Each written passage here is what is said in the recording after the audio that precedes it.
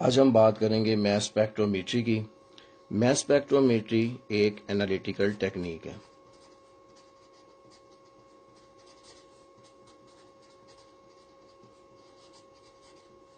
और इस टेक्निक की मदद से हम इसको यूज करते हैं used to determine the masses and relative abundance of isotopes of an atom। तो मास स्पेक्ट्रोमेट्री के अंदर जो हम बेसिकली जिस चीज को डील करते हैं, एक तो उसमें आइसोटोप के मैसेज को और दूसरा उसकी रिलेटिव अबंडेंस को। मास स्पेक्ट्रोमेट्री के लिए हम जिस इंस्ट्रूमेंट को इस्तेमाल करते हैं उसका नाम है मास स्पेक्ट्रोमीटर। अब मास स्पेक्ट्रोमीटर के बेसिक प्रिंसिपल को समझने से पहले हमें इसके मेजर 3 पार्ट्स का पता होना चाहिए। और मास स्पेक्ट्रोमीटर के जो मेजर 3 पार्ट्स हैं उनमें सबसे पहला है आपका आयोनाइजेशन चैम्बर, नंबर 2 है उसमें एनालाइजर और नंबर 3 है उसमें कलेक्टर और इसमें साथ ही इसमें रीड आउट डिवाइसेस। अब नंबर 1 पे जो हमारे पास आयोनाइजेशन चैम्बर है, इसके नाम से ही हमें पता चल रहा है कि आयोनाइजेशन चैम्बर स्पेक्ट्रोमीटर का वो हिस्सा होगा जिसमें आयोनाइजेशन होगी। ये आयोनाइजेशन कैसी होगी ये बाद में हम देखते हैं और इस आयोनाइजेशन के नतीजे में हमारे पास क्या बनेंगे, आयंस बनेंगे। क्योंकि जो भी आप इस मास स्पेक्ट्रोमीटर के अंदर सब्सटेंस को ऐड करेंगे, जाहिर बात है उसमें उसके डिफरेंट आइसोटॉप्स होंगे और डिफरेंट आइसोटॉप्स होने की वजह से जो आयोनाइजेशन के अमल में आयंस बनेंगे, उन सब आयंस की जो मास टू चार्ज रेशियो है वो भी हमारे पास क्या होगी, डिफरेंट होगी। अब उसके बाद हमारे पास दूसरा इसका हिस्सा जो है वो शुरू हो जाता है जो कि हमारे पास है एनालाइजर। और आज का हम जो ऑपरेटर्स पढ़ रहे हैं उसमें एनालाइजर जो है वो हम मैग्नेट एनालाइजर जो है वो इस्तेमाल करेंगे। और मैग्नेट एनालाइजर का ये काम है कि फर्स्ट आयोनाइजेशन चैम्बर के अंदर जो हमारे पास आयंस बने हैं different mass to charge ratio के, एनालाइजर का काम ये है कि ये इन आयंस को सेपरेट करता है according to their charge to mass ratio. तो एनालाइजर जो मैग्नेटिक एनालाइजर हम इसमें इस्तेमाल कर रहे हैं, इसका हमारे पास का जो सिंपल सा वर्क है वो क्या होगा, separate the ions according to their mass to charge ratio. और इसका थर्ड और लास्ट पार्ट जो हमारे पास है वो इसकी है कलेक्टर और रीड आउट डिवाइसेस।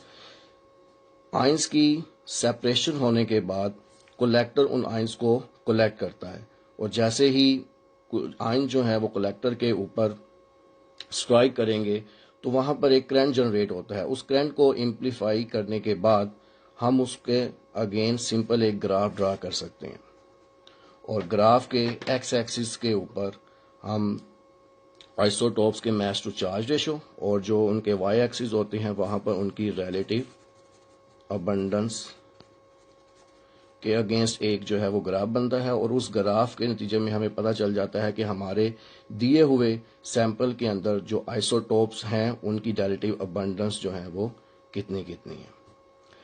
तो इस सारी चीज को मैं एक मरतबा रिपीट करता हूं और उसमें यह है कि मास स्पेक्ट्रोमेट्री एक ऐसी टेक्निक है जिसको हम एटम के जो आइसोटॉप्स हैं उनके मास या रिलेटिव अबंडेंस को मालूम करने के लिए इस्तेमाल करते हैं। इसके 3 हिस्से हैं।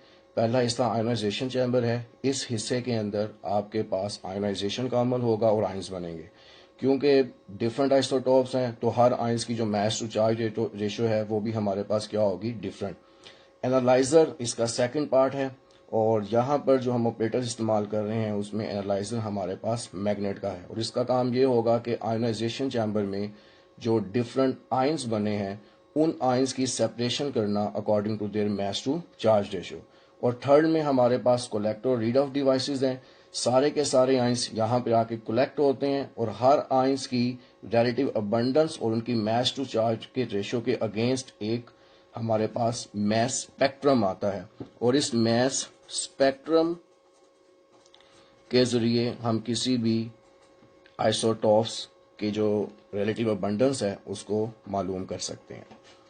इस सारी मास स्पेक्ट्रोमीटर को समझने के लिए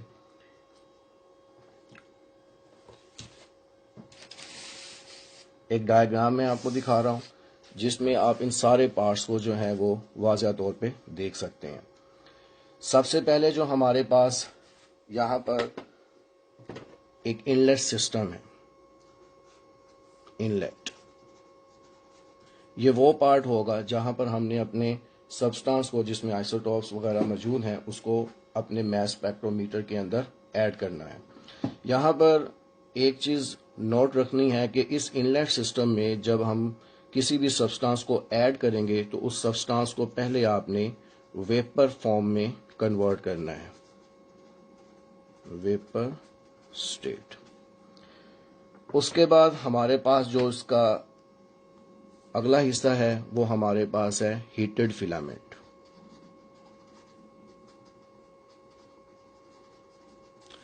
हीटेड फिलामेंट ये स्ट्रॉन्ग इलेक्ट्रिक करंट इनको जो है वो प्रोवाइड किया जाता है और जिसकी वजह से एक इलेक्ट्रॉन की बीम